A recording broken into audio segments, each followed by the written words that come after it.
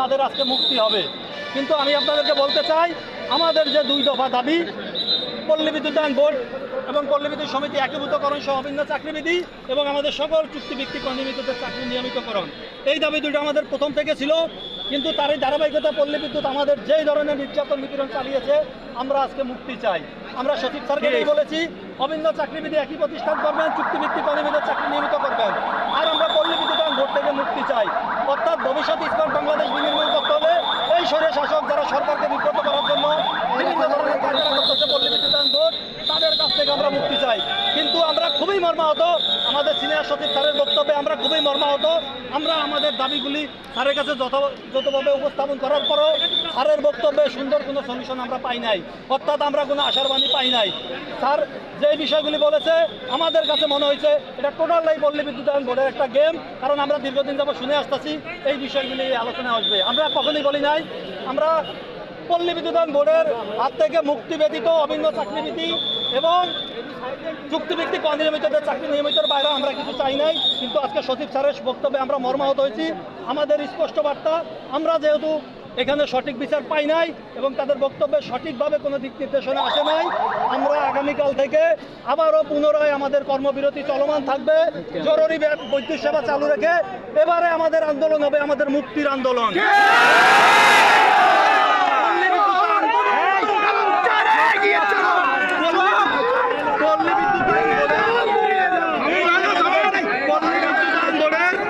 পল্লী বিদ্যুতায়ন বোর্ডের দুঃশাসন থেকে এই 12 কোটি মানুষকে মুক্ত করার জন্য এই 40,000 কর্মকর্তা যারা নিরবিচ্ছিন্ন কষ্ট করে যাচ্ছি, তাদের এখন একটাই দাবি, আমরা মুক্তি চাই, মুক্তি চাই, মুক্তি চাই। এবং এ বিষয়ে সরাসরি যেহেতু আমরা বিদ্যুৎ বিভাগে ব্যর্থ হয়েছি, কোনো সলিউশন পাই নাই, আমাদের এখন শেষ আশ্রয় আমাদের জননেত্রী, দেশরত্ন আমাদের মা জননেত্রী শেখ হাসিনা। আমরা তার দিকে তাকায় আছি। উনি যতক্ষণ পর্যন্ত আমাদের জন্য আশার বাণী না দিবে, আমাদের কর্মবিরতি আগামীকালকে থেকে চলমান থাকবে এবং আরো কঠোরভাবে চলবে। একই সাথে বলি, আমাদের জরুরি গ্রাহক সেবা চালু থাকবে, জরুরি গ্রাহক সেবা চালু থাকবে। আমরা হতাশ হয়েছি, মুক্তি পেতে এসে আমরা আসলে মুক্তি পাই নাই, আমরা বঞ্চিত হয়েছি।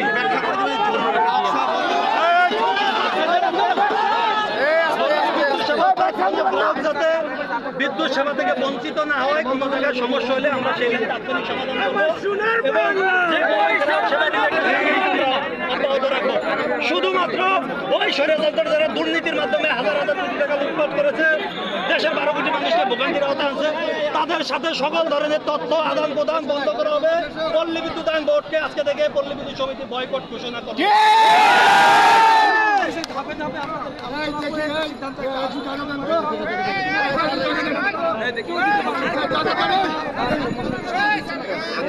আগে আলোচনায় বসেছিলাম, গত মে মাসের 10 তারিখে বসেছিলাম এবং সেখানে কিন্তু তাদের চাহিদা মোতাবেক কর্মকর্তা কর্মচারী 37,542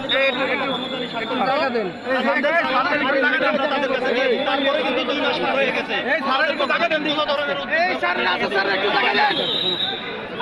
আমরা এর আগে বিদ্যুৎ বিভাগের সাথে বসেছি এবং বিদ্যুৎ বিভাগের যে প্রতিশ্রুতি ছিল সেগুলি তখন বাস্তবায়ন করে নাই, অর্থাৎ আমাদের সাময়িক বরখাস্তকৃত কর্মকর্তাদের কিন্তু তারা অব্যাহতি দেয় নাই। তারা মূলত বলছে এগুলি অস্পষ্ট, সকল কিছু আসলে অস্পষ্ট, তারা কোনো কিছু ক্লিয়ার না। মানে বিষয়টা যে হ্যাঁ এই জিনিসটা আমরা আমাদের যুক্তি দিয়ে বোঝানোর পরেও কিন্তু সচিব স্যার বলছে কমিটি হবে, আইনগত বিষয় আছে, এই আছে সেই আছে, ডিলে করার জন্য যত কিছু করা দরকার এবং চুক্তিভিত্তিক অনিয়মিতদেরও কথা বলছে। এটা টোটালি পল্লী বিদ্যুতায়ন বোর্ডের একটা আমাদের ভিতর বিবিধ তৈরি করার জন্য বলছে তাদের পর্যায়ক্রমে বা ধারাবাহিকভাবে। এরকম আশা আমরা অতীতে বহুত পাইছি। আমরা আমাদের ডাইরেক্ট কথা, আমাদের সরাসরি লিখিত কোনো সিদ্ধান্ত ব্যতীত আমরা কর্মসূচি স্থগিত করবো না, শুধুমাত্র আমাদের মমতাময়ী মা দেশরত্ন শেখ হাসিনার আশ্বাস ব্যতীত।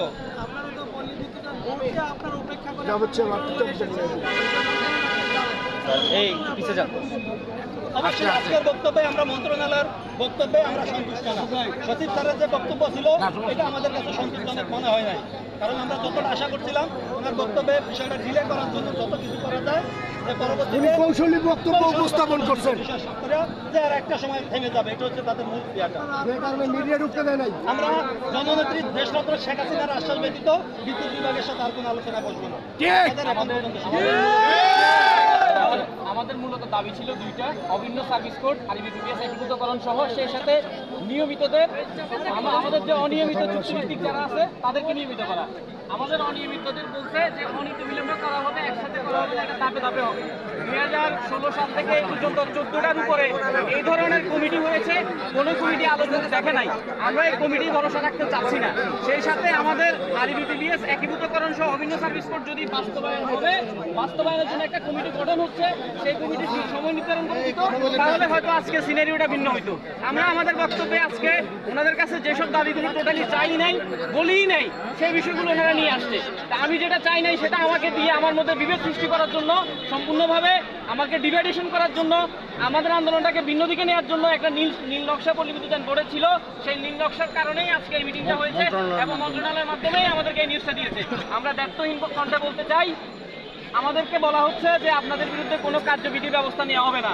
আমরা দায়িত্বহীন কণ্ঠে বলতে চাই, আমরা মুক্তির সংগ্রামে নেমেছি, মুক্তির সংগ্রামে নেমে আমরা জেলকে ভয় পাই না, আমরা চাকরিচ্যুত হওয়ার ভয় পাই না। আমরা মুক্তি চাই।